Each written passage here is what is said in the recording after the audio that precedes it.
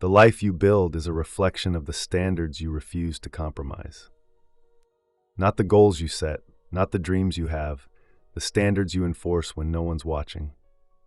Most people will spend their entire lives wondering why things didn't work out, and the answer is simple: they tolerated too much. They tolerated mediocrity. They tolerated excuses. They tolerated a version of themselves that was less than what they were capable of. And over time, that tolerance became their ceiling. But you don't have to live that way. You can decide right now what you will and won't accept. You can draw a line and refuse to cross it. You can become someone who doesn't negotiate with their own standards. And when you do that, everything changes. Not overnight, but inevitably. The life you want isn't built by chasing goals. It's built by refusing to tolerate anything less than the person you're committed to becoming. That's quiet power. So here's the question you need to answer. What are you willing to tolerate? Because whatever you tolerate, you'll get more of. Tolerate laziness, you'll become lazy. Tolerate mediocrity, you'll become mediocre. Tolerate excuses, you'll become someone who always has one. But if you refuse to tolerate anything less than your best, you'll become someone who doesn't settle. And that's when everything shifts. Not because you're trying harder, because you've changed the rules. The life you want is on the other side of the standards you're afraid to enforce. So stop negotiating, stop compromising, stop accepting less than what you know you're capable of. Decide who you are, then act like it. Every single day, in every single moment, especially when no one's watching. That's how you build a life worth living. That's quiet power. At some point, it stops being about discipline. It becomes about identity. You're no longer someone who's trying to be disciplined. You're someone who is disciplined. You're no longer someone who's working on their standards. You're someone who doesn't negotiate with their own standards. This is the shift that changes everything. Most people spend their lives trying to become something. But the people who actually transform, they decide who they are, then act accordingly. They don't say, I'm trying to eat healthy. They say, I don't eat that. They don't say, I'm working on being consistent. They say, I show up. It's not about effort, it's about identity. And identity is built through repetition. Every time you honor your standard, you reinforce who you are. Every time you break it, you weaken it. You become what you repeatedly do. So the question is, who are you becoming? Small standards compound into major life changes. Here's the math that most people ignore. Most people overestimate what they can do in a day and underestimate what they can do in a year. They want the transformation now, but transformation doesn't work that way. It's built one decision at a time, one workout, one page, one conversation, one choice to stay consistent when it would be easier to quit. You don't see the results immediately. That's why most people give up. They expect dramatic change from small actions. But here's the truth. Small actions repeated consistently create exponential results. The person who writes 500 words a day doesn't see progress in week 1, but in month 6, they have a book. The person who saves 10% of their income doesn't feel rich after one paycheck, but in year 5, they have freedom. Compounding works in both directions. Small compromises compound into regret. Small standards compound into excellence.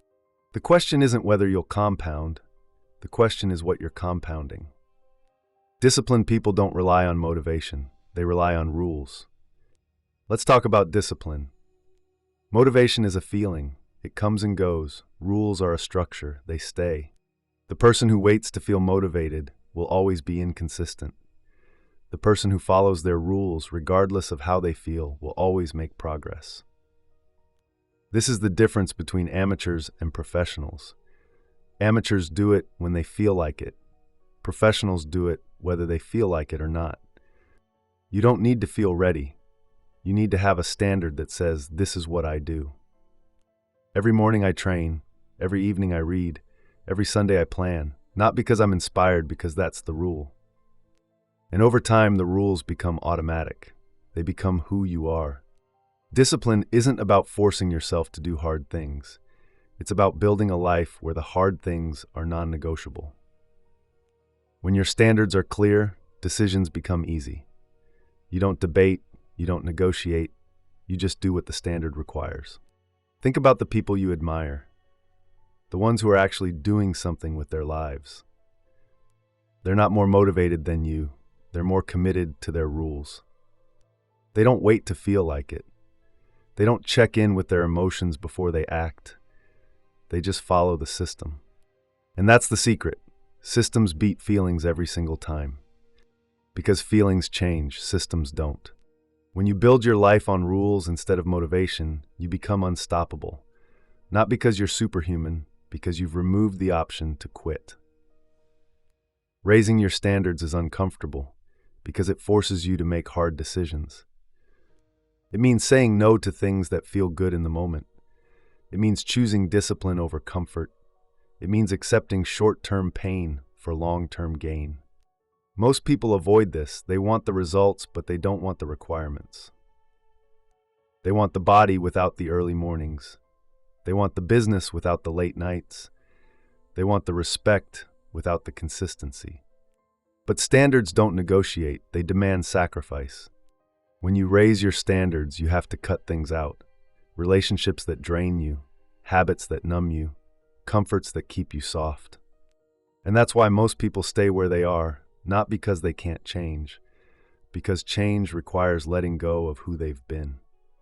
It's easier to stay comfortable and complain than to get uncomfortable and grow. But here's what they miss. Discomfort is temporary. Regret is permanent. Here's the uncomfortable truth. Most people tolerate behaviors that guarantee mediocrity. They know what they should do. They just don't do it consistently enough to matter. They tolerate hitting snooze. They tolerate half effort. They tolerate excuses that sound reasonable but lead nowhere. And the worst part, they don't even notice, because everyone around them is doing the same thing. Average isn't a failure, it's a choice, a quiet daily choice to accept what's easy instead of what's required. You see it everywhere. The person who says they want to write a book but hasn't written in 3 months. The person who says they want financial freedom but won't track their spending. The person who says they want deep relationships but won't put their phone down during dinner. It's not that they lack ability, they lack standards. And without standards, talent doesn't matter. Opportunity doesn't matter. Nothing matters because nothing sticks. You can't build anything meaningful on a foundation of, I'll do it when I feel like it. Your daily standards shape your habits. Your habits shape your identity. Let me be clear about this. Most people don't decide who they become. They drift into it, one compromise at a time. You say you value health, but you eat poorly when you're tired. You say you value growth, but you scroll when you should be reading. You say you value discipline, but you negotiate with yourself every morning. And over time, those small acceptances become your baseline. They become who you are. Identity isn't built in big moments. It's built in the gap between what you say matters and what you actually do when it's inconvenient. The person who works out even when they don't feel like it isn't just exercising. They're becoming someone who doesn't break promises to themselves. The person who sits down to write even when inspiration is absent isn't just producing words. They're becoming someone who shows up regardless of conditions. Standards create identity, and identity determines destiny. You become what you repeatedly do, not what you repeatedly wish for. Most people think goals change lives. Think about it.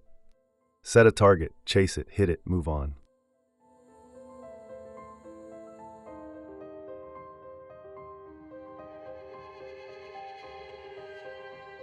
Because goals are events, standards are systems. A goal is what you want to achieve. A standard is what you refuse to tolerate. And the second one, that's what builds a life. You don't rise to the level of your goals. You fall to the level of your standards. The person who wants to be fit but accepts skipping workouts when it's inconvenient will always struggle. The person who wants to build something but tolerates distraction every time focus gets hard will stay stuck. It's not about what you say you want. It's about what you're willing to accept on a Tuesday afternoon when no one's watching. That's the difference. Because the life you're living right now, it's not a result of bad luck or missed opportunities. It's a direct reflection of what you've been willing to tolerate. Every compromise you made, every standard you lowered, every time you said just this once and it became a pattern. That's what built this. And if you want something different, you don't need a better goal. You need a higher standard.